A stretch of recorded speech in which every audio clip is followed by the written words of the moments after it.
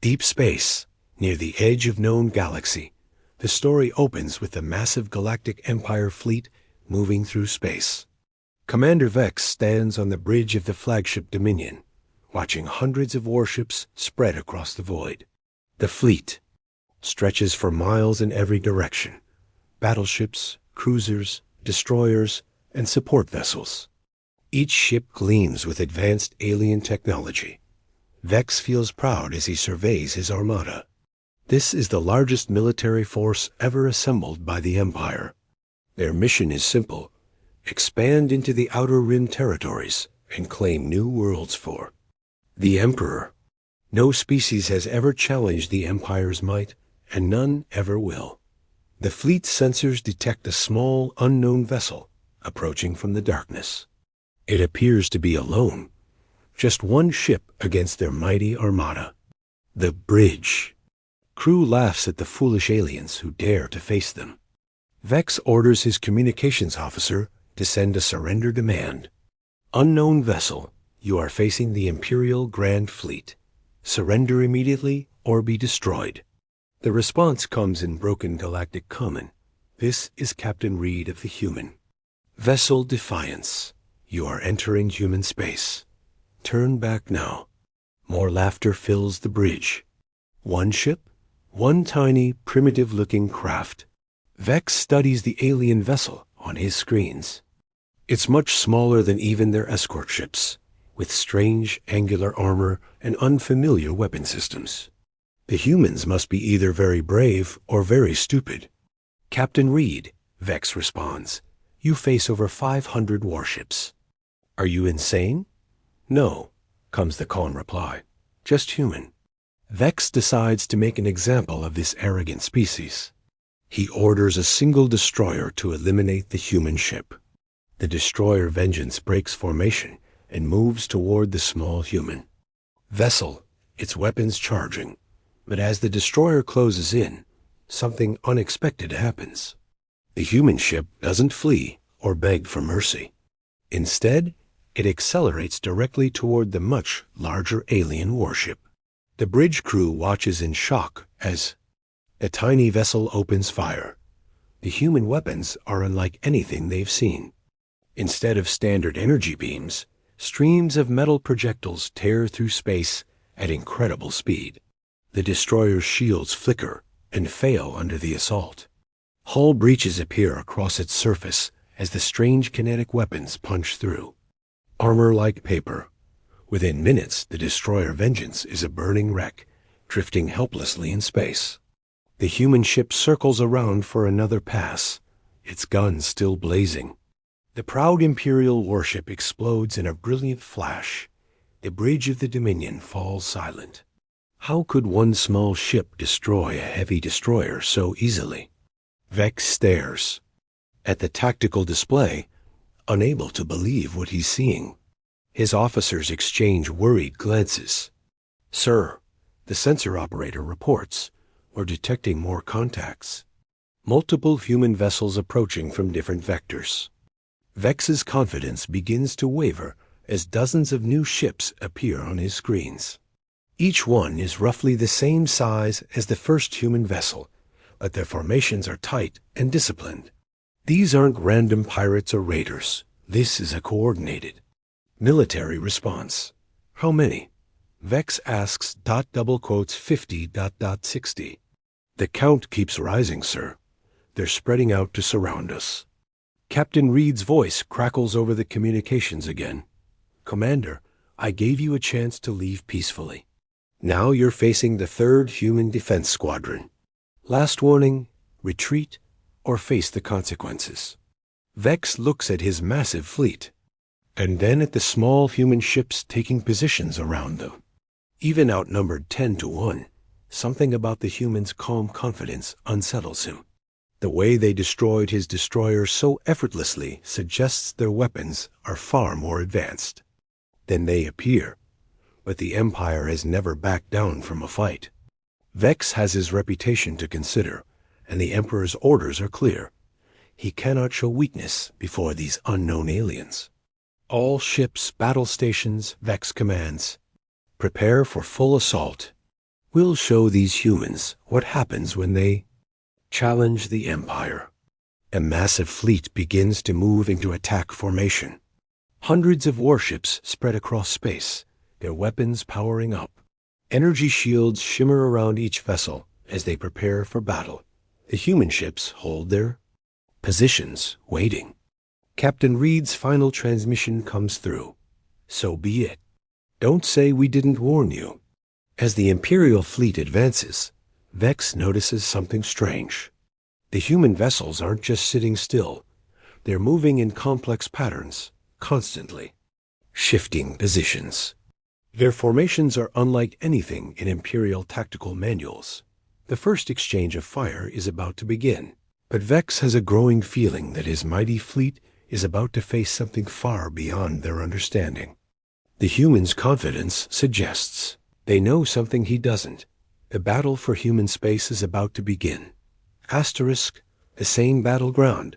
Moments after Part 1, the Imperial fleet opens fire with everything they have. Thousands of energy beams lance through space toward the human ships. The display is magnificent, a light show of destruction that has conquered 100 worlds. Vex watches with satisfaction as the deadly barrage races toward the small human vessels. But the humans don't behave like other species. Instead of taking the hits on their shields or trying to dodge, they do something unexpected. The human ships suddenly accelerate at impossible speeds, moving in directions that defy the laws of physics as the Empire knows them. Sir, their acceleration readings are off the charts, reports the sensor officer. No ship should be able to move like that.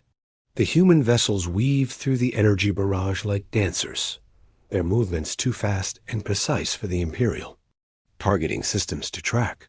Most of the Empire's shots miss completely, hitting empty space where the humans were just moments before. The few beams that do connect slam into the human ship's armor. Vex expects to see the small vessels crumble under the assault, but instead, their strange angular hulls simply absorb the hits. Glowing heat signatures appear where the energy strikes, but the ships keep moving. Impossible, whispers the tactical officer. Their armor is dissipating our weapons' energy. Then the humans return fire. What happens next shocks every Imperial officer on every bridge in the fleet.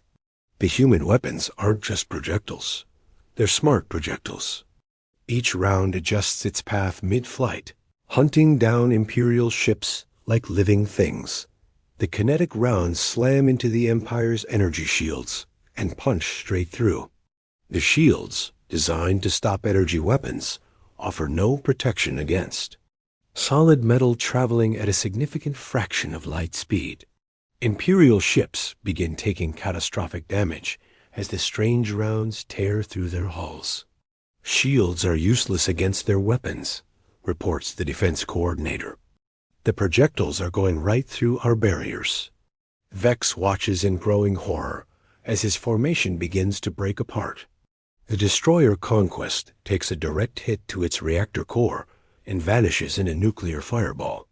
The cruiser Eternal Glory loses half its hull to a sustained barrage and begins spinning out of control. But the worst part isn't the damage, it's the precision. The humans aren't firing randomly. Each shot is calculated, targeting specific ship systems. They're not trying to destroy the Imperial fleet quickly. They're dismantling it piece by piece, like engineers taking apart a machine. Sir, they're targeting our weapons and engines specifically, the tactical officer reports. They're trying to disable us, not destroy us. This realization sends a chill through Vex's spine. The humans aren't fighting like warriors. They're fighting like scientists conducting an experiment. They want to study Imperial technology, to understand their enemy completely. Captain Reed's voice cuts through the chaos. Imperial fleet, you've seen what our weapons can do. Surrender now, and we'll allow you to retreat. The offer of mercy in the middle of battle confuses Vex. What kind of species offers their enemies a chance to escape? In his experience, you either win or die. There's no middle ground in warfare. Never, Vex responds. The Empire doesn't surrender. Then you'll help us test our new weapons, Reed replies coldly. The human ships suddenly change tactics. Instead of maintaining their distance, they begin moving closer to the Imperial fleet. Vex realizes they're preparing for something different, something worse. Sir, they're deploying some kind of boarding craft, the sensor operator reports. Small vessels launching from their ships. The boarding craft are unlike anything the Empire has encountered. They're tiny, one-person fighters that move even faster than the main human ships. They dart between Imperial vessels like insects. Too small and quick for the large guns to target Dot as these fighters get closer. Vex sees what they're really designed for. They're not carrying weapons. They're carrying soldiers. The humans are planning to board Imperial ships directly. All ships, prepare for boarding action, Vex orders. Security teams to battle stations. But even as he gives the command, Vex knows his forces aren't prepared for this kind of warfare. The Empire conquers through superior firepower and intimidation. They've never faced an enemy willing to fight ship to ship. Deck dash to dash deck. The first boarding craft attached to the hull of the cruiser Iron Fist. Within minutes, panicked reports flood the communication channels. The human soldiers aren't just skilled. They're physically superior to Imperial troops. Stronger, faster, and seemingly immune to the Empire's standard weapons. They're cutting through our bulkheads like paper, reports the Iron Fist's captain. Our weapons barely slow them down. Vex stares at the tactical display as more ships report boarding actions. The humans are systematically capturing Imperial vessels, turning his own fleet against him. This isn't a battle. It's a demonstration of complete technological and military superiority. For the first time in his career, Commander Vex begins to understand fear. * Deep Space Battleground. 2 hours after initial contact, Commander Vex watches his fleet crumble around him. Half his ships are either destroyed or captured by the humans. The remaining vessels are scattered across space, their formations broken, and morale shattered. What started as a glorious conquest has become a nightmare. Sir, we're receiving a transmission from the human ship, the communications officer reports. Captain. Reed's voice fills the bridge. Commander Vex, you fought well, but this battle is over. Surrender your remaining ships and we'll guarantee safe passage back to your territory. Vex looks at his tactical display. The human squadron still has most of its ships intact, while his mighty fleet is in ruins. But the Empire's pride runs deeper than tactical sense. Human captain, Vex responds, you may have won this battle, but the Empire has resources you cannot imagine. This fleet was just the beginning. Our main armada will crush you and your entire species. There's a pause before Reed responds. When? He speaks again. There's something different in his voice. Not anger, but what sounds like pity. Commander, you don't understand. This isn't our main fleet. This is just a patrol squadron. We're border guards. The words hit Vex like a physical blow. Border guards? These incredible ships and soldiers are just guards? He'd assumed he was facing humanity's finest warriors, their most advanced vessels. The thought that this is routine duty for them is terrifying. You're lying, Vex says, but even as he speaks, he knows it's not true. The humans' casual efficiency, their willingness to offer mercy, their almost bored professionalism. These are the actions of soldiers doing everyday work, not fighting for their lives. Sir, the sensor operator interrupts. We're detecting massive energy signatures approaching from the human territory. Multiple contacts, moving at incredible speed. Vex's blood runs cold. If the patrol squadron was this powerful, what would their real military be like? A tactical display begins, lighting up with new contacts, dozens and hundreds of approaching vessels. The 3rd Human Defense Squadron was just the local patrol, Reed explains. You've been fighting kids and weekend warriors. What's coming now is the actual military. The first ships to arrive are massive, easily twice the size of Imperial. Battleships, but size isn't what makes them terrifying. It's their design. Where the patrol ships were functional and efficient, these vessels are clearly built for one purpose: war. My God, whispers the tactical officer, look at those weapon arrays. The human warships bristle with gun turrets, missile launchers, and devices the Imperial computers can't even identify. Each ship carries enough firepower to level a planet. And they keep coming: battleships, carriers, cruisers, and support vessels in numbers that dwarf even the Empire's Grand Fleet. Fleet Admiral Johnson arriving on scene. A new voice announces. Captain Reed, status report. Sir, we encountered an Imperial invasion fleet, approximately 500 vessels. We've disabled or captured 60% of their force. The remainder are requesting terms. Invasion fleet? The Admiral's voice carries a note of interest. How did they get past the outer sensors? Unknown, sir. They appeared to be unaware of our territorial boundaries. Vex listens to this casual conversation with growing dread. The humans are discussing his mighty armada like it's a minor inconvenience. The fleet admiral sounds more curious than concerned. Commander Vex, the admiral's voice addresses him directly. I'm Fleet Admiral Johnson of the Human Defense Force. I understand. You've encountered some difficulties with our patrol units. Admiral, Vex responds, trying to maintain some dignity. I am Commander Vex of the Imperial Grand Fleet. We demand safe passage back to our territory. Of course. Captain Reed, escort them to the border. Make sure they understand where our space begins. Sir, Reed responds. What about their weapons? And shield technology? The Science Division would love to study their energy systems. Let them keep it. Our analysis teams have seen enough. Send the data to Research Command.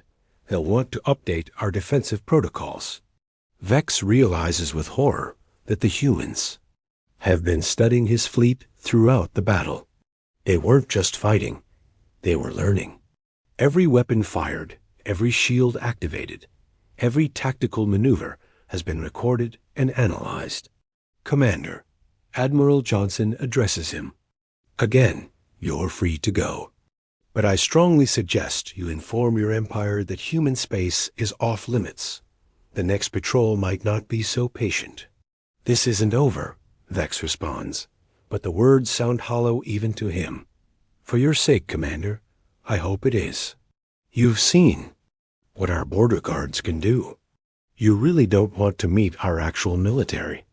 As the human fleet forms up around the surviving Imperial ships, Vex gets his first clear look at their true power. Hundreds of warships, each one more advanced than anything the Empire has ever built. This isn't just a military. It's a force that could conquer the galaxy, if it chose to. But the most terrifying part is their restraint. They're letting him go. Imperial capital, throne world, 3 days after the battle. The great throne room of the Galactic Empire falls silent as Commander Vex finishes his report. Emperor Thalas sits motionless on his crystal throne, his ancient eyes reflecting the weight of the news. Around the chamber, the Empire's highest officials exchange worried glances. Let me understand this correctly, the Emperor says slowly. You encountered a single patrol squadron of humans and lost half your fleet? Yes, Your Majesty, Vex responds, his voice steady despite the shame burning in his chest.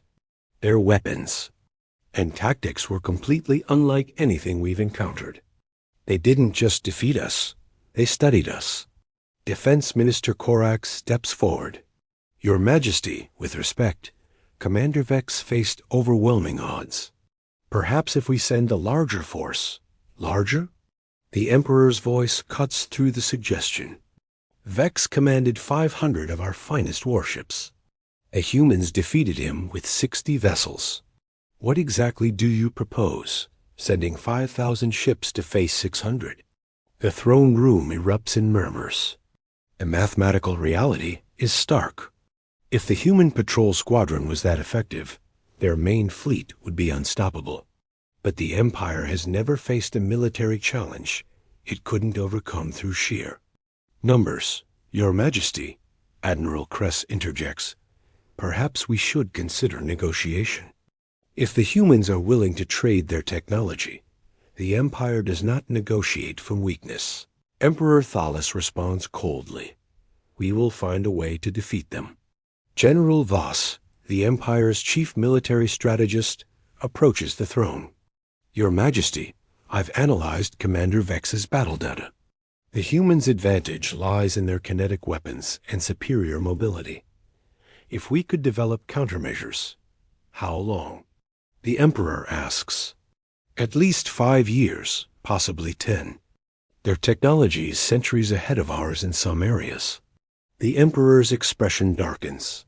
5 years of research while the humans grow stronger?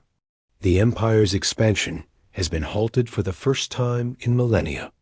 Every day they delay is a day their enemies can prepare. What about biological weapons?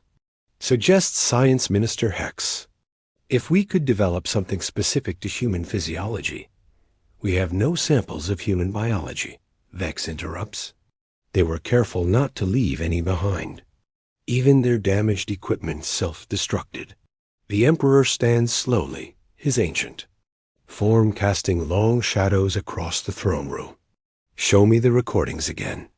The great display screens activate, showing the battle from multiple angles. The assembled officials watch in fascination and horror as the human ships dance through. Imperial fire, their weapons tearing through shields and armor with surgical precision. Stop, the Emperor commands. There, that maneuver. No ship should be able to change direction that quickly. Our scientists believe they have some form of inertial dampening technology, Vex explains. Their ships can accelerate at levels that would turn our crews into paste. And their soldiers? Physically superior to our troops in every way. Stronger, faster, more durable. Their armor stopped our weapons completely. The Emperor studies the images for long minutes. Finally, he speaks. We need more information. Send scout ships to observe human territory. Learn their patrol patterns, their technology, their weaknesses. Your Majesty, Vex says carefully, the humans specifically warned us to stay away from their space. They may consider scout ships an act of war. Commander, the Emperor's voice turns dangerous. Are you suggesting the Empire should cower before these aliens? No, Your Majesty. I'm suggesting we should be very careful about provoking them further. The truth hangs unspoken in the air. The Empire's military might, built over thousands of years of conquest, has met its match. For the first time in their history, they face an enemy that is genuinely superior. The humans offered us safe passage, Vex continues. They could have destroyed my entire fleet, but they chose mercy.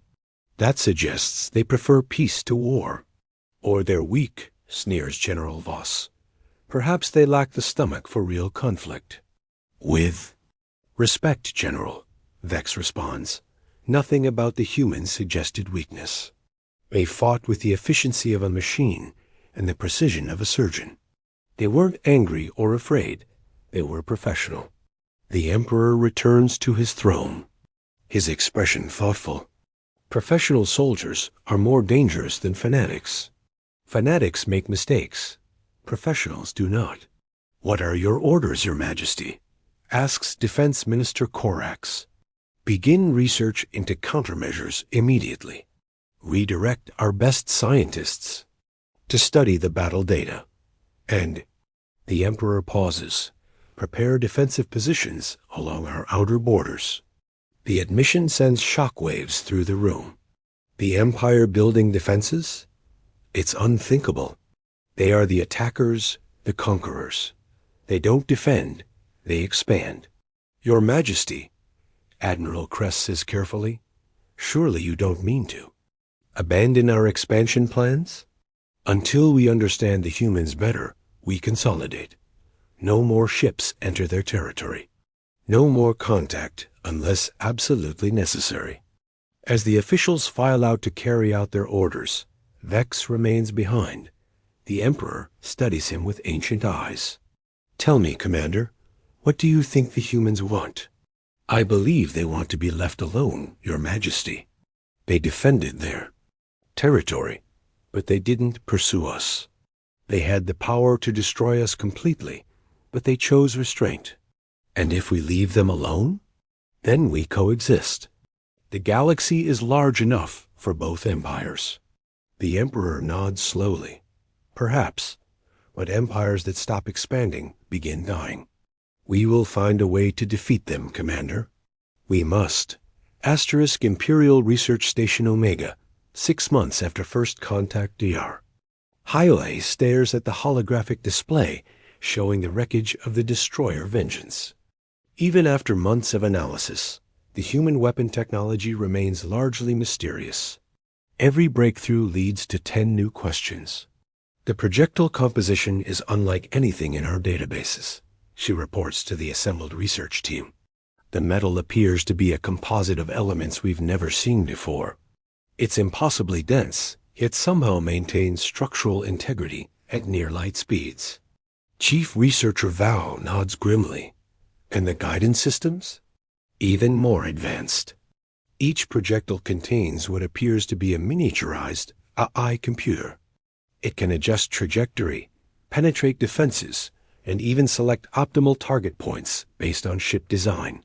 The implications are staggering. The humans haven't just created better weapons. They've created smart weapons that think and adapt. Each round is essentially a tiny robot programmed to kill.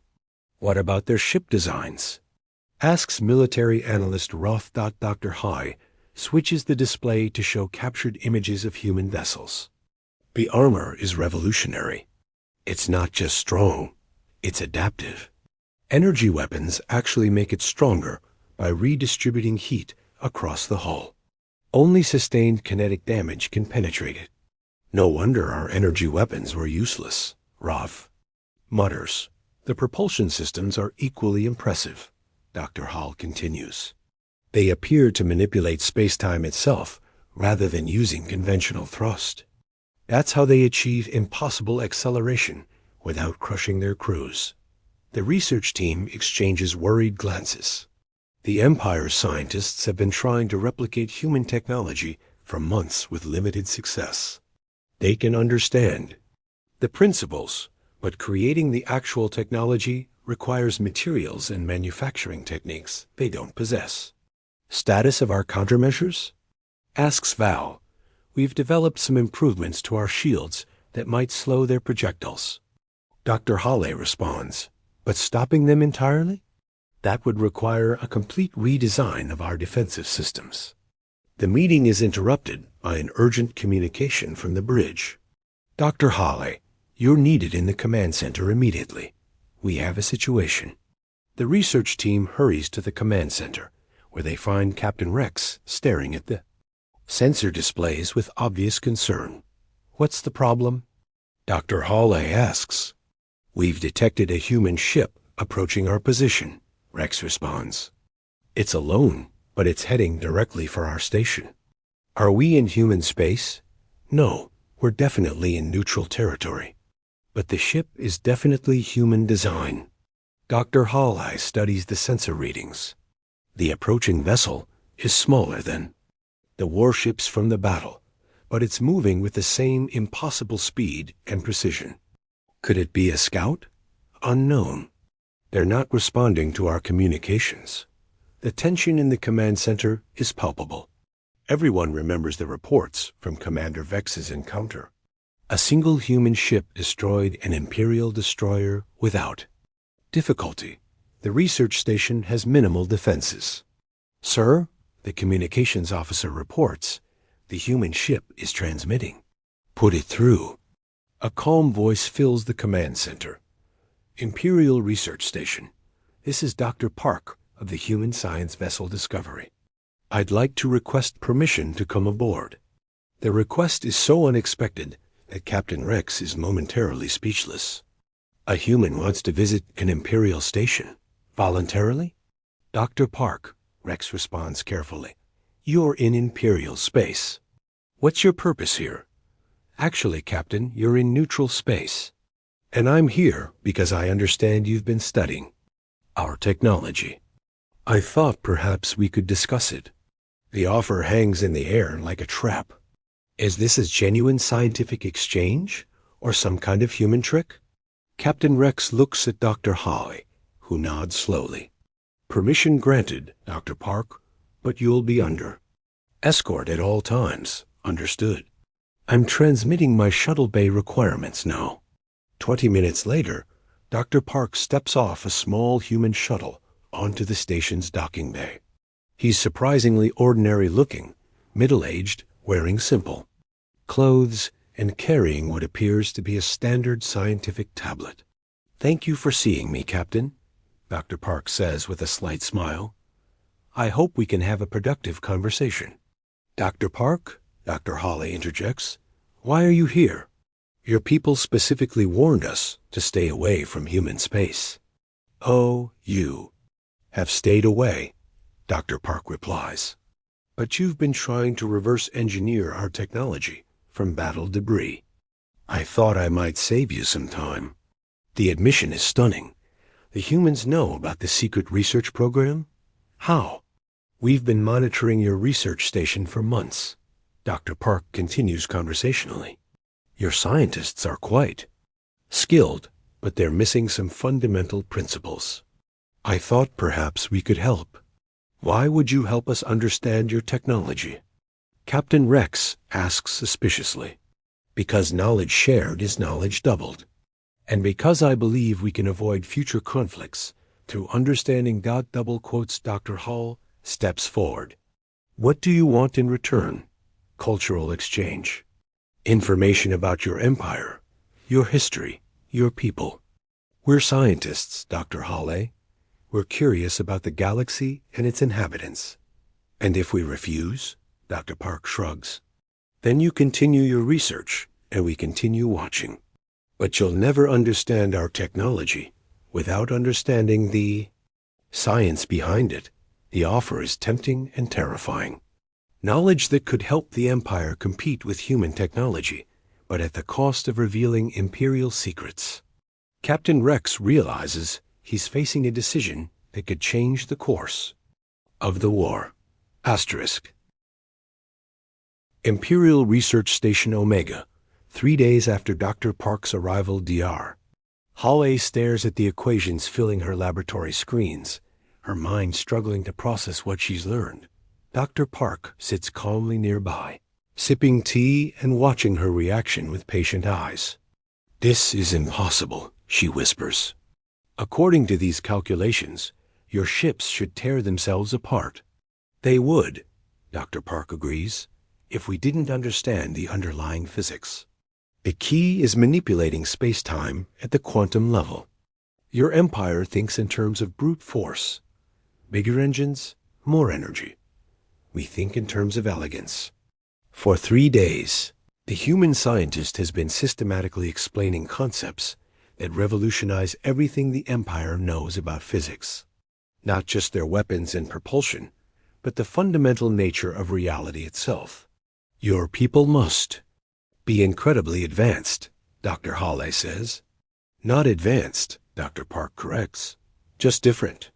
We approach problems from a different angle. Where you see obstacles, we see puzzles to solve. Captain Rex enters the laboratory, his expression troubled. Dr. Hawley, I need to speak with you, privately. They step into the corridor, leaving Dr. Park alone with the research data. Rex's concern is obvious. This is too easy, he says. No species just gives away their technological secrets. What does he really want? I don't think he wants anything. Dr. Hawley replies, at least not what we'd expect. He's genuinely curious about our culture, our history. He asks more questions about imperial society than our technology. That's what worries me. Intelligence gathering. Before Dr. Hawley can respond, alarms begin blaring throughout the station. The two officers rush to the command center, where they find chaos. "Sir," the sensor operator reports, "we've got multiple contacts approaching. Imperial ships moving fast." Captain Rex checks the displays. A battle group is heading directly for the station. Heavy cruisers and destroyers, enough firepower too. Level the research facility. Who authorized a military presence in neutral space? Rex demands. "Unknown, sir." They're not responding to our communications. Dr. Hawley realizes the implications immediately. The Emperor found out about Dr. Park. They're coming to capture him. Or destroy him, Rex adds grimly. Dr. Park appears in the command center, still carrying his tea. "Captain, I'm afraid my presence has caused you some difficulty. Dr. Park, you need to leave. Now, if the Imperial fleet finds you here, they'll start a war with my people." Dr. Park finishes calmly. "Yes, I anticipated this possibility." "Then why did you come?" "Because someone had to break the cycle. Your empire and mine are heading toward a conflict that will devastate both sides. Perhaps understanding can prevent that. The approaching fleet is now close enough to identify. Admiral Kress's flagship Domination leads the formation, with 6 heavy cruisers in support. They're clearly prepared for battle. Captain Rex," Admiral Kress's voice fills the command center, "you will surrender the human spy immediately." "Admiral, Dr. Park is here as a scientific observer. He's a spy gathering intelligence about our technology. You've committed treason by allowing him access to classified research." Dr. Park steps forward. "Admiral, I'm prepared to return to my ship. There's no need for violence. You're not going anywhere, human. You're coming with us for interrogation." The threat hangs in the air like a storm cloud. Dr. Hawley realizes that capturing Dr. Park will be seen as an act of war by the humans. The fragile peace will shatter. "Admiral," she interjects, "Dr. Park came here voluntarily. He's been sharing knowledge, not stealing it. Sharing knowledge that could be used against the Empire. Captain Rex, you have 10 minutes to transfer the human to our custody." Dr. Park looks at the tactical display showing the Imperial fleet. "Captain, how many people are on those ships?" "Approximately 15,000 crew members," Rex responds. "And on this station?" "About 500 researchers and support staff." Dr. Park nods thoughtfully. "I see. Admiral Kress, I have a proposition. Allow me to return to my ship, and I'll provide you with something much more valuable than my capture." "What could you possibly offer the Empire?" "The location of a dying star system in unclaimed space. 3 planets rich in rare elements your Empire needs. Mining rights worth more than a dozen wars." The offer is tempting, but Admiral Kress is focused on the bigger picture. The Empire doesn't negotiate with enemies. Then perhaps it's time to stop seeing each other as enemies. Dr. Park activates his tablet, and suddenly the command center fills with holographic displays showing star charts, resource surveys, and detailed planetary analysis. The wealth represented is staggering. "This is just the beginning," Dr. Park continues. "The galaxy is vast, Admiral. Large enough for both our peoples to prosper without conflict." Admiral Kress studies the data, his expression shifting from suspicion to calculation. The resources shown could fund the Empire's expansion for centuries. "What do you want in return?" "Peace, trade, the chance for both our species to explore the galaxy without fear." Captain Rex watches the exchange with growing hope. Perhaps Dr. Park's mission was more than just scientific curiosity. Perhaps it was the first step towards something neither empire had considered: cooperation. "Admiral," Dr. Park says quietly, "your empire has strength. Mine has knowledge. Together, we could accomplish things neither could achieve alone. The future of both civilizations hangs in the balance. Asterisk,